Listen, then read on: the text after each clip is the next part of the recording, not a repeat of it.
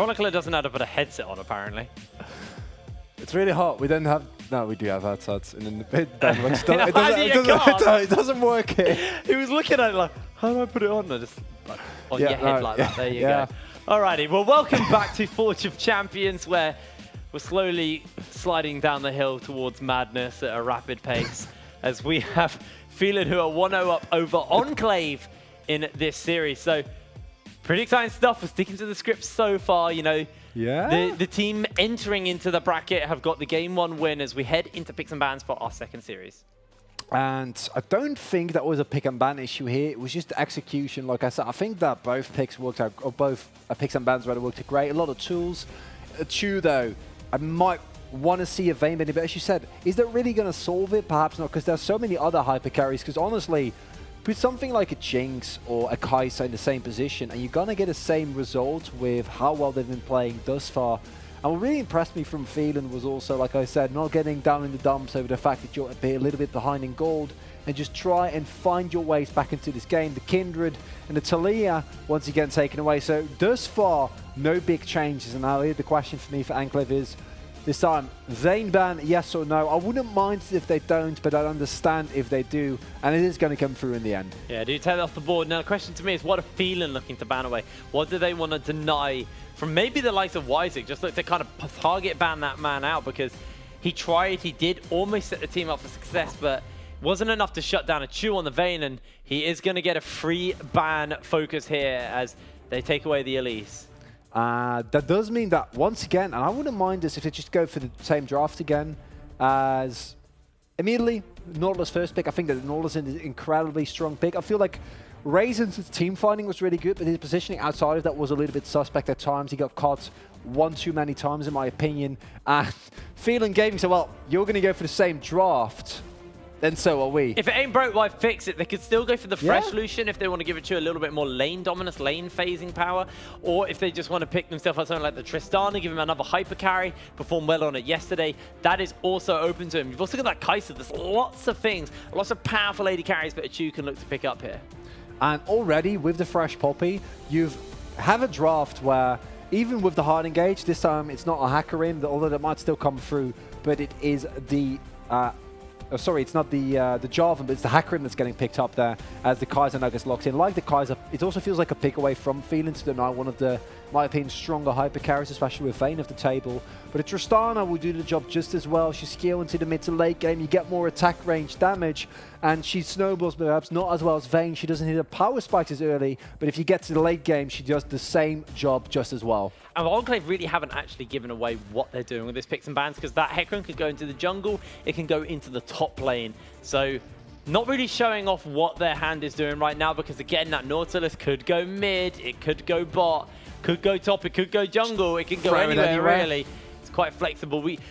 I mean, like, realistically, you're probably not going to see the Nautilus in the jungle, but yesterday we did see it, so that's why it's always at the back of our minds as a potential pick here. It's always there, and we saw yesterday as well, like, the exact issue with it is that it's eerily clear just until you get the Cinderhulk, which is a fairly expensive item, especially when you don't clear fast, because you don't get to the Cinderhulk as quick as you might want to, but it just makes it really annoying for you to constantly try and get either ganks off, which you don't really want to do, because early on Nautilus isn't really, ganks aren't really what you're looking for unless it's someone who's really overextended. You just want to get to the item, but it takes so long for you to get online. So the Rek'Sai, the Syndra taken away, and the Ryze and the Gragas as well.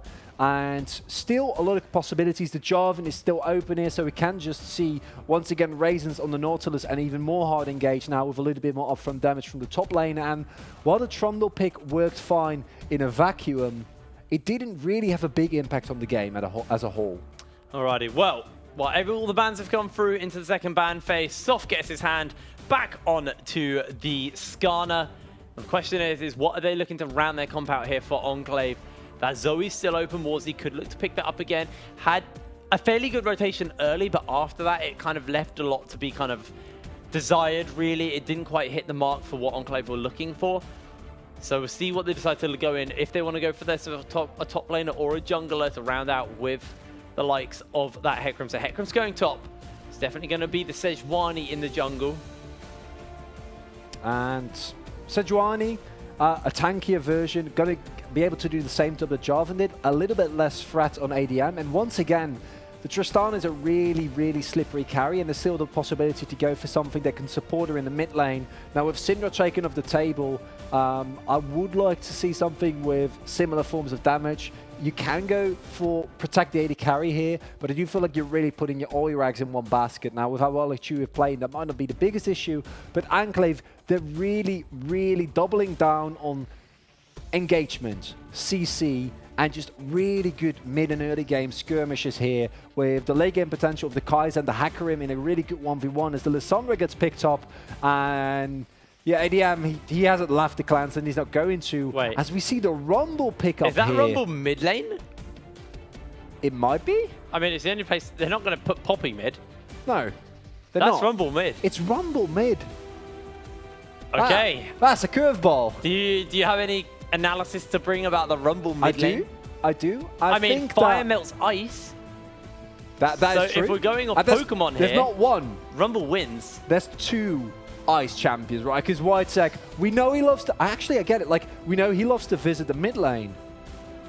But 1 against 2? So Using his 2v2 is basically free. Now, more importantly, what the Rumble really allows you to do is get into a mid to late game scenario, because the Equalizer is, especially in level 6, level 11, it's such a strong ultimate, right? And then later in the game it starts to become less relevant, but if you reach that, then you're reaching the point where Chu starts to get more and more items. So I love what the Rumble does them. It gives them a really strong mid-game team fight, and it doesn't bring the lockdown that something like a Syndra does, but instead you're getting a lot of pushing potential, and especially with the recent nerf to Lissandra, I'm really wondering how a resourceless... I mean, Rumble uses heat, but he doesn't have a traditional resource like mana.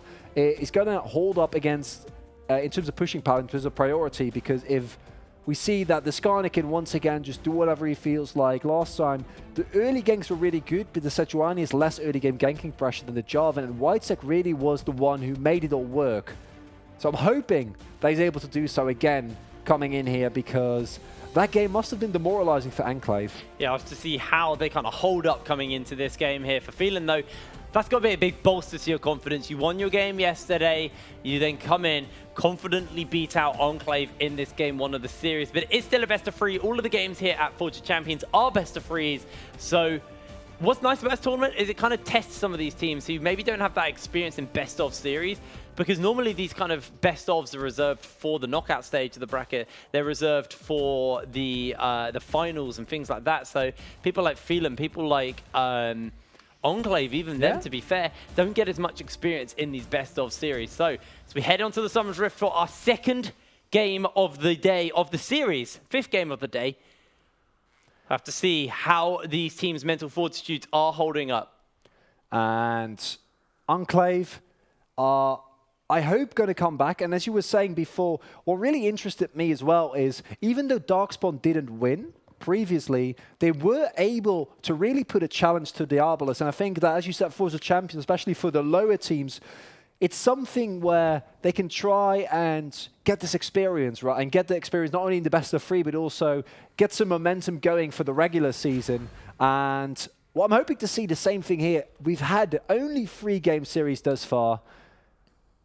Can Enclave do it here once again or not? Is it going to be the first 2-0 that we see at Forge of Champions?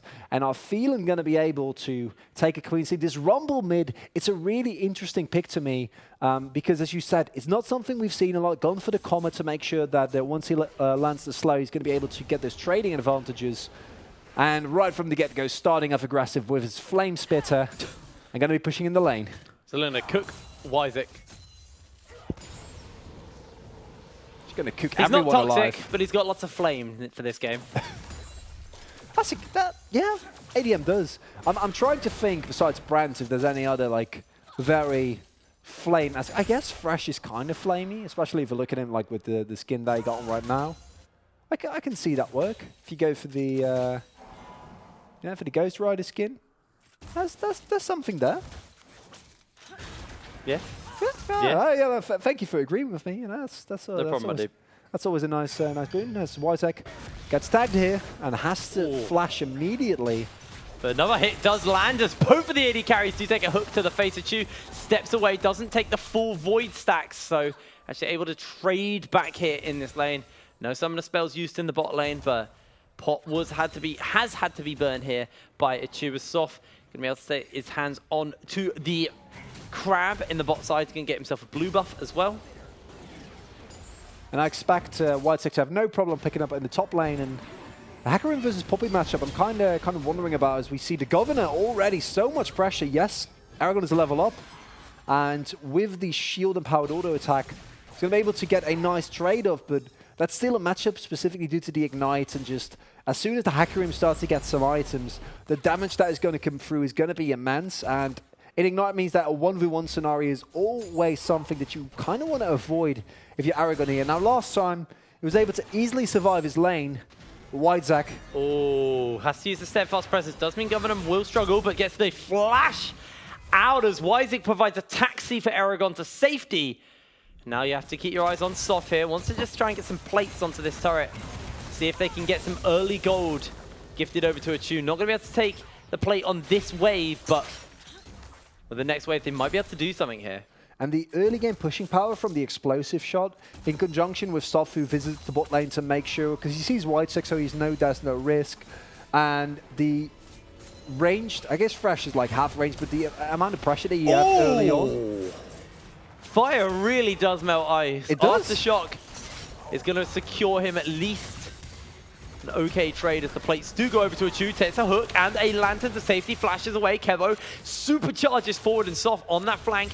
Maybe looking for something, but Achu has to step away. Did have to flash, but held heal. They don't want to risk a flash forward from Raisins come on with an Ignite. They don't want to risk Kevo flashing and healing and making that work regardless. Soft, though, he's still waiting there. Whitesec is making his way towards the bot side.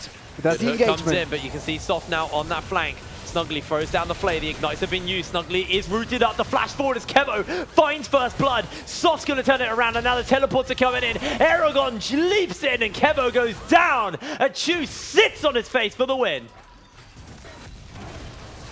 Sits on his face.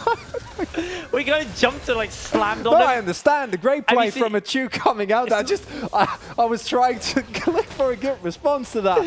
It's like the Vine. Not Vine. What are they? What's the new thing? TikTok. The TikTok. You know the person like hits on the phone and jumps on it? I get it. It took me a while. That's on me. It took me a while, mate, to be honest. And what this means is it might look like Aragon uses teleport there very liberally, because to me it felt like they were going to be able to kill on Kevo anyway. But there's two things. One, yes, the teleport is used, which means the Governor can get an advantage later, but how the lane was standing, Aragon actually barely misses anything, which we can see in terms of experience and CS that is still dead even between the two, as Governor had just backed. And you don't take the risk of Kevo somehow getting a free kill on Achu and still getting the better end of the trade. Now, BF Short's picked up for both carries here. ADM, he is at a little bit of CS disadvantage, but with this wave, it's going to be fairly even, as once again, Snuggly making his way downtown, looking to maybe find a hook here or there, as the topside scuttle is going to be in point of contact, and Phelan looks to be the one who want to pick that up. Did you just say making his way downtown? Walking fast. Face is bast. He's homebound. Pace is fast. You said face is bast. Face is past. Pace is fast. Pace is fast. Really? Face is fast. And I'm homebound. Used to. Were you a singer? I used to be. Yeah, I can't sing. I was a drummer. I couldn't sing, but I used to be a singer. But it was in a new wave band, so it doesn't matter. You just need to be there. Oh. It's an approach that I've also. I used to be in a metal band, right? So there was screaming. But then you can do very good drummer. Like the approach of just being there. It's also what I've really taken a liking to in my casting career, where just be there. just be there. Just having to be there when it happened. Yeah. It's in this game, it's working out so far fine for both teams. As we see ADM, and this is what I love, as soon as the equalizer is available, you want to go for these aggressive plays, and Phelan really setting the pace here. They get the Spire, and I don't think there's really any contention here, unless we get to see a 6 smite from Whitesec. It's not enough. Alrighty. Well, 7 minutes on this clock. Phelan do have themselves a 200 gold lead, but it doesn't really mean a lot as Governor. It's going to take a tower shot and a hammer shock to the face. A shock and a shot, the place you want to be in as an arcade pony, but You got Watchy making his way down top lane. Yeah, Warzy just wants to see if he can make something happen here. Keeper's verdict will send one away, and now Warzy needs to be careful, gets wall-banged in. Wisex joining up, and Aragon low on mana, trying to survive this tower dive for long, but he gets pinned in by the ulti. Will get just taken down. They do find themselves a kill, but now Soft closing in is going to be on his own.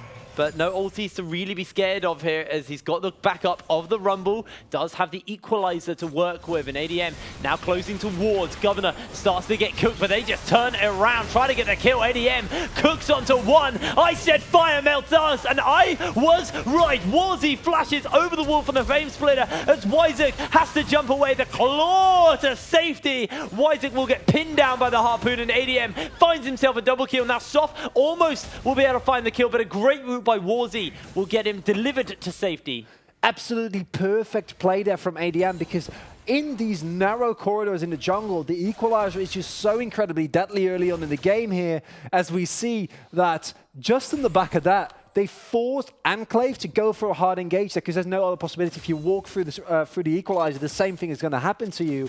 And while the initial gank was really well set up, I feel like Enclave just got greedy, thought, wait, we can maybe take Soft down here too. He dinks 6 during the duration of that fight, meaning that he gets the Impale, and then the rest of that is just an expertly placed equalizer, a lot of Flame Splitter damage, and Whitesec, who was only level 5, still is, meaning that he did not have the Glacial Prison available.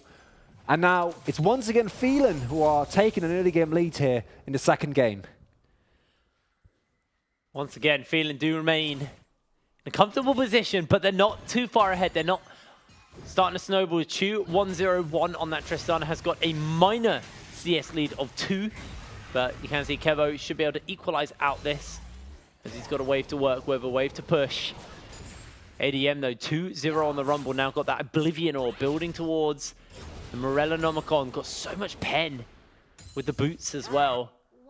It's going to be able to just toast people, really. He really is, especially when you're playing against an Icicle and a lady on the frozen ball. Snuggly. Let's get pinned in by the ulti. Double CC comes down. ADM has equalizer, but yep, that was you can't do a lot to save him there. Snuggly does just get frozen solid. Twice. That's even worse. That's rough, buddy. That's worse than being frozen once. Imagine if League introduced interactions where you can just use the Flame Spitter to like get Melt out people. of the exactly. That's some kind of WoW boss kind of level stuff. Yeah, or like Dungeons and Dragons-esque, where you just are able to use the abilities like they really would in real life. Would also be completely unbalanced, right? But the idea is cool. But Warzy is going to be able to jump away here with the claw, but the hook lands and they throw out the equalizer. Snuggly lands a perfect hook on the Kevo! Oh, that play was just so sexy! That's a double kill being picked up by a Chu. He's looking to go onto Warzy. Might just have to turn attention as another hook. Snuggly, you are so good at this goddamn fresh. That was sick! And unbelievable that once again it's a Chu who picks up the kills. A great equalizer from ADM, and then that flay to make sure that Kevo can't get anything done. I want the replay, and I want that as slow as possible, where he cancels out that goddamn flay, the killer instinct. Oh! Just making sure, and it's... I keep coming back to this. This is what the composition from Phelan does so well. When you reach these mid-game fights, the Rumble is just such a strong pick. This is the height of his power spike until he reaches level 11 and gets the level 2 equalizer. You have the Oblivion Orb, as you said, the Soft Pen shoes. He basically does true damage at this point in time. Look at this. Oh! Because imagine if Kevo lives there. Why did we speed it up? I wanted to see it in slow-mo, dude. Snuggly just landed every key ability possible there. This is Insomnia winner Snuggly, don't forget. Yes, that was as a top laner, but it doesn't matter.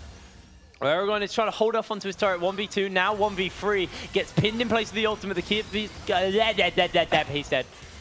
He's dead indeed. I tripped over my words. That was okay. And Aragon, rather, he didn't trip. He got frozen as is the case. And this is also the way back into the game for Enclave, because Phelan are doing really good.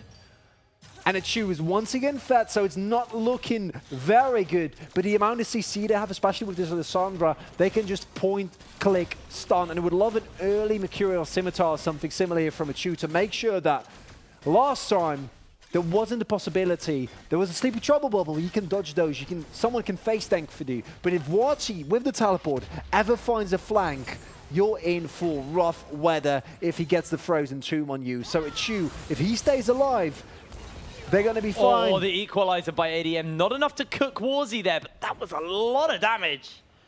And the Rift Tower, I don't think you can get that. Although, I gotta say, using the equalizer there to try and get the kill is kind of greedy, because having it in a situation like this means that no matter what, you're going to be able to pick up the objective here, because you can't contest when Rumble has his equalizer.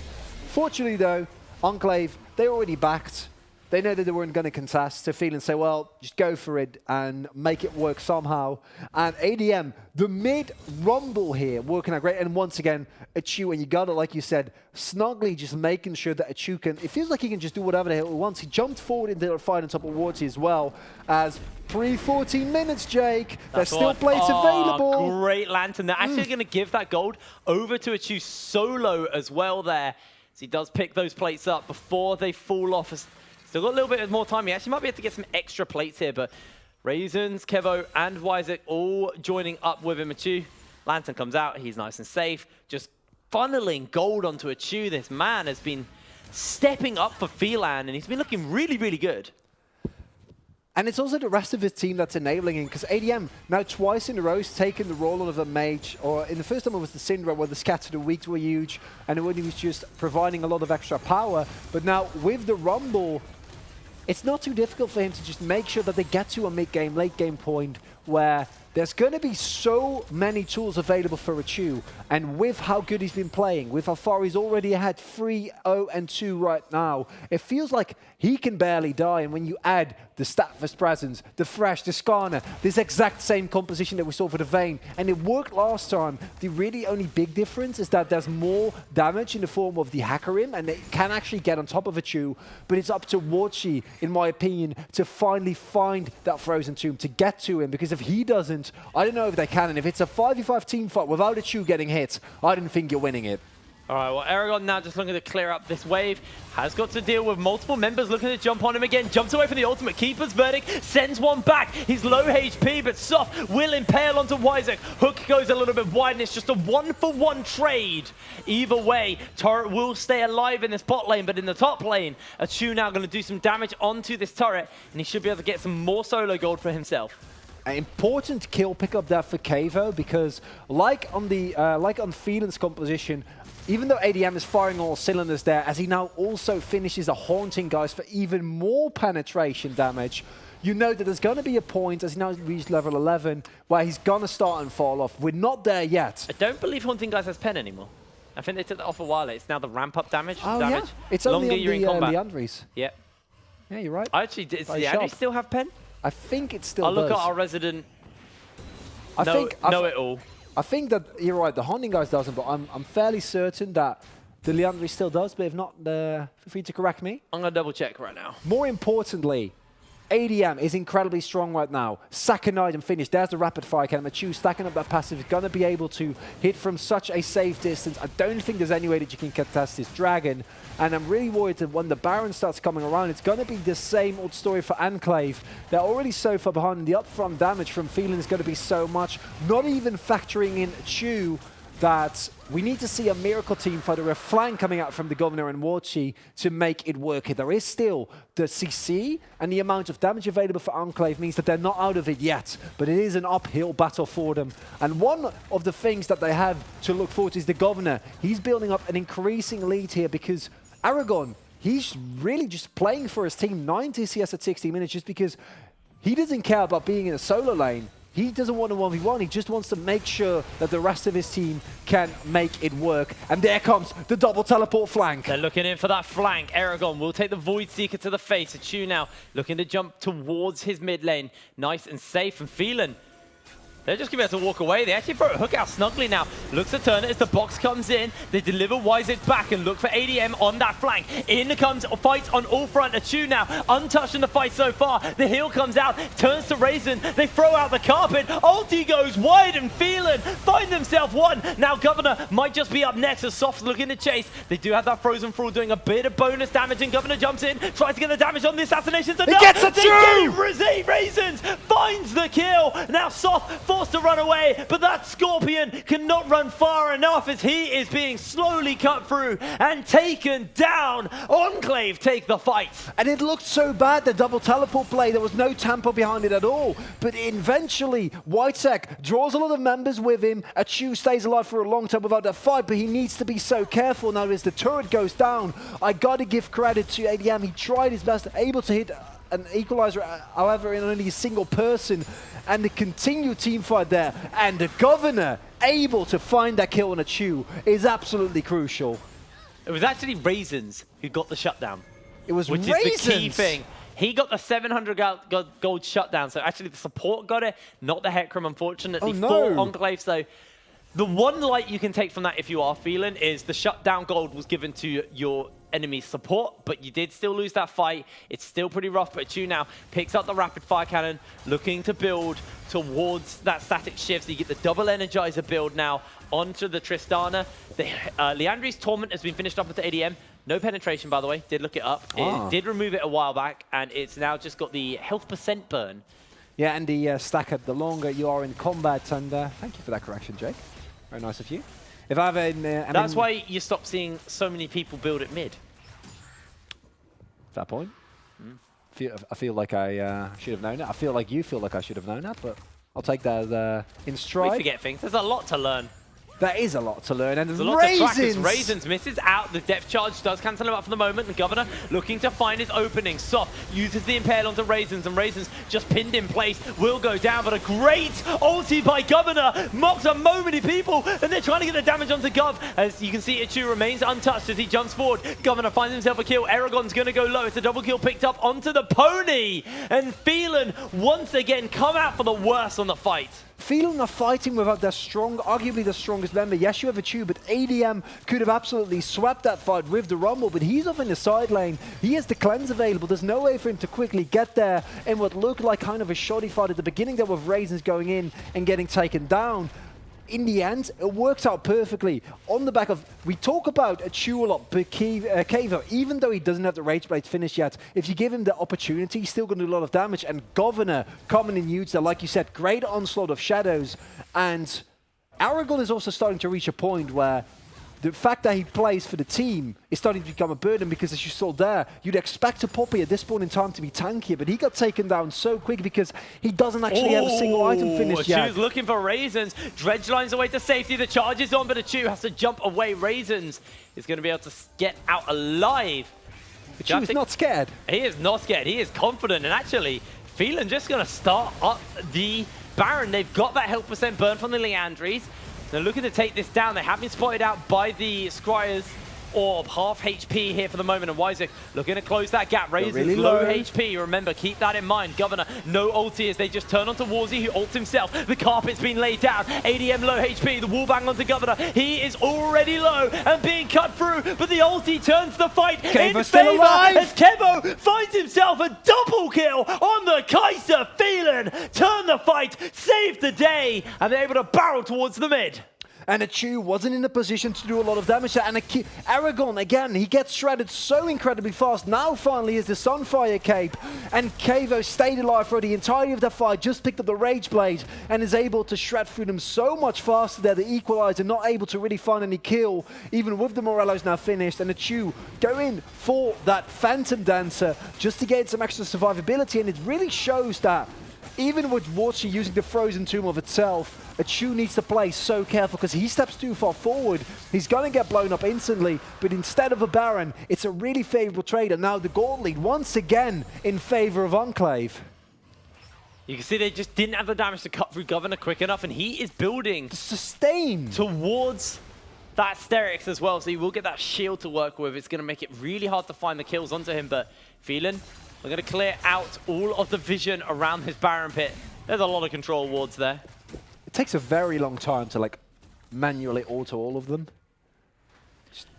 Luckily, most of these wards are in favor of Phelan, and actually now they can see that Governor has no teleport. He's in that bot lane. They're going to quickly start this up, but it is a Hecarim, and he can gallop towards this nice and quick. The Scribe spots them out. 7k HP, and in comes Enclave. Snugly on that flank, throws out a hook onto one. Now they're trying to turn the fight. The Equalizer has been used. Kevo gets blocked up by the steadfast presence, but they get that damage onto one. The Onslaught of Shadows onto multiple members of Phelan. They're stacking together! So low, and Chu remains untouched, trying to kill Governor, but Governor gets Buster shot away, charges in, a triple kill, picked up for Kevo. He can't get the Quadra, because Warzy, the scumbag, steals it away. He's going to find himself a double kill onto ADM, though, and he turns... ADM picks him up! ADM, what the hell? And he gets out! Sure, dude, whatever. Yeah, that works.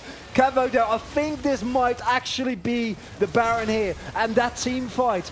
The Equalizer hits absolutely no one. They try to go for a hard engage, but you can't afford to do something like that against a team cup of Enclave. And when they were all stacked together, the Governor once again comes in and absolutely decimates them. ADM does so much damage to Kevo. So Watch out for that Baron. It is doing a lot of damage to multiple members, as they are going to be able to secure that objective and make their way out. ADM there was no didn't smite. have the confidence to get over. He didn't get the Baron stolen, though. That's the key thing. Smite. Here we go. The Equalizer hits almost no one. Whitecheck tanks so much damage together with Raisin, and then the Governor, that onslaught of shadows, while Kevo is able to just free the auto in the back line.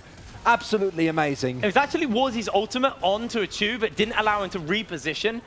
Initially on the fight was so big, but look at the pure bravado by Warzy here. This Harpoon, bam!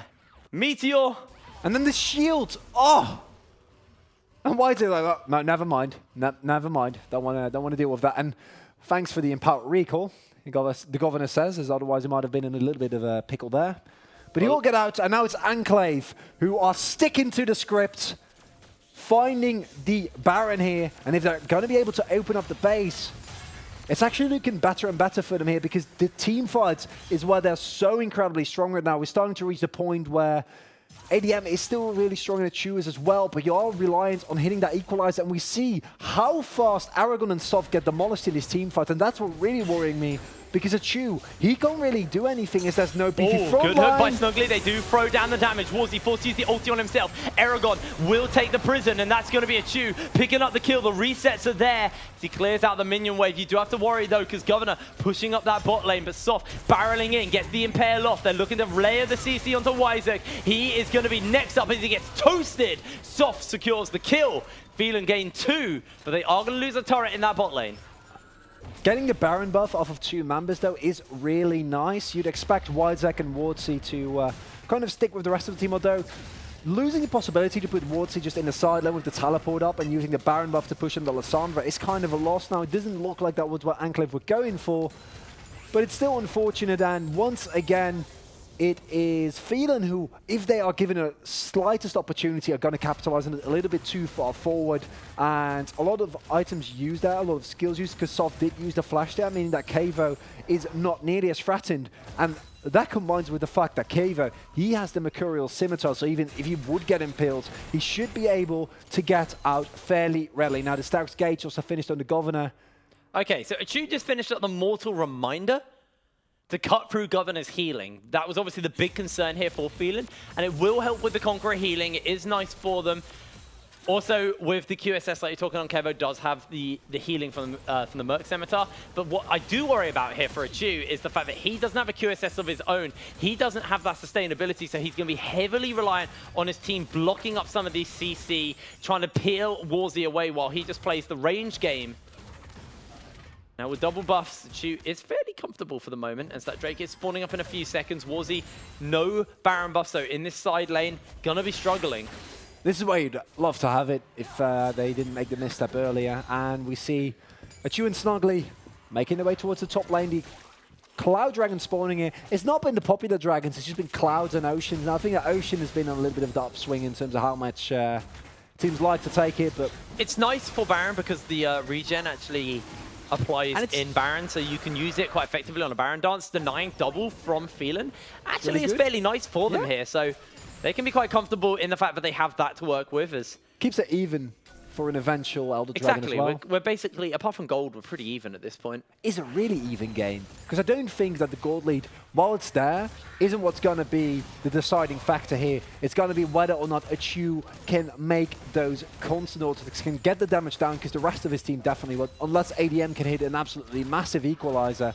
And then for Enclave, same question, honestly. Governor and Kavo, combined with the threat of the CC from Wardsea, has been working out really well for them thus far. And to be fair, it's a nightmare to play against this. Look at all the CC. There is the Akram who can jump on top of you. There's Raisins, who has so many forms with both his passive, his dredge line, and his ultimate. And then you have Wardsea. It's just a CC hell for anyone on Phelan's side. And that's why I agree with you. I got to feel like a QSS would have been so good here for Achu, because now if he gets caught, it's pretty much over.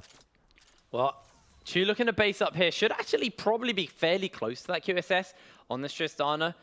Does have a Doran's Swords of Sail. Yeah, there it is. So QSS picked up. Okay. They now have that Very safety. Good. They do have the ability to cut through Governor's healing, cut through Wyzik's tank and sustainability as the Sejuani. So you are approaching that point where Tristana is starting to get a fair amount of damage under her belt. See, whether or not Achu can start to get some extra levels, though, because that also increases your range as Tristana, which means Kevo, like you said yesterday, fairly low range, and Chu might just have to be careful here. They look for him. The dredge line comes in. The QSS instantly used. The hook goes down, and Chu is just going to be cooked alive. Gone. ADM throws out the ultimate onto multiple members, but Snuggly is low, and this might just be the turnaround. Eragon teleports in.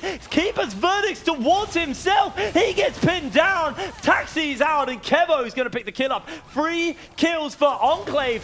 Phelan with complete disrespect for Enclave there.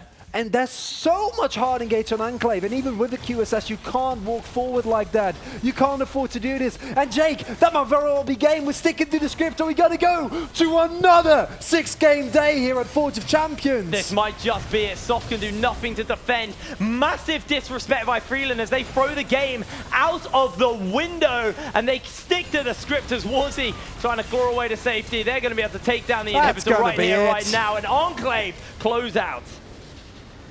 And seemingly out of nowhere as well, it's a single pick on Achu. And we keep talking about, he is the person. Didn't use his QSS. No. He didn't use his QSS. He got knocked up. Yep. He completely messed that up by just overstaying. He saw multiple members around him. They had the ward control. Just really, really bad positioning there by Achu, which is sad because for the first game and pretty much that entire last game as well, his positioning was great. But then he gets a QSS, gets overconfident, and then gets caught out, and that costs Enclave potentially, cost Phelan the 2-0, and now we're going all the way to game 3 with Enclave versus Phelan. I still can't believe how the game ended, because as you said, the QSS was such a big buy for me because it was supposed to prevent this exact scenario, but then if you're so far overextended that you're forced to just use your escape just to make sure that the Hackrim doesn't get on you, but you also have the Nautilus ultimate on top of you, and then just the follow-up is there immediately. Even fighting on top of a completely fed Rumble's Equalizer isn't enough to really do anything there, because your main source of damage, the Tristana, the most important member of your team, is already dead and gone. Could you imagine if Achu had been like playing as he should be and not on the front line as a tank, as a Tristana, and with the team, a 4-man Equalizer with Tristana just rattling those auto attacks out, the game would have been over.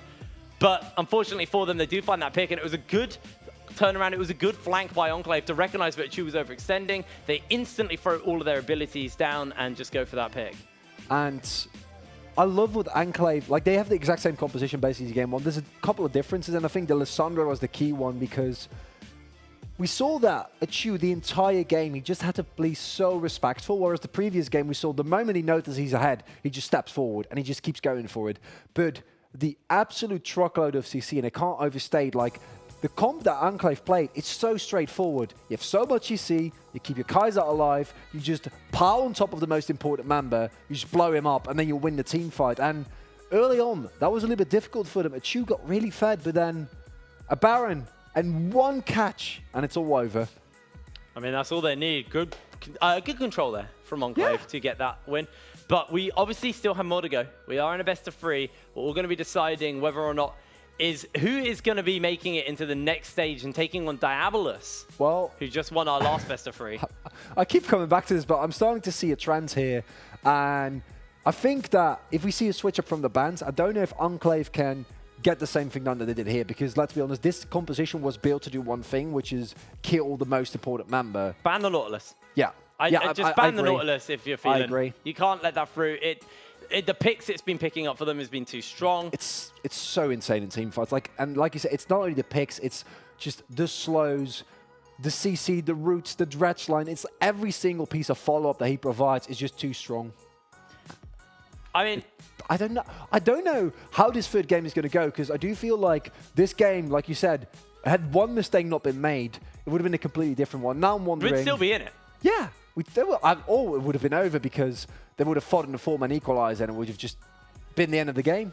Well, we're going to cut to a quick break, and when we're going to be back, we're finding out who will be taking on Diabolus in the semi-finals. So don't go anywhere, because we'll see you after the break.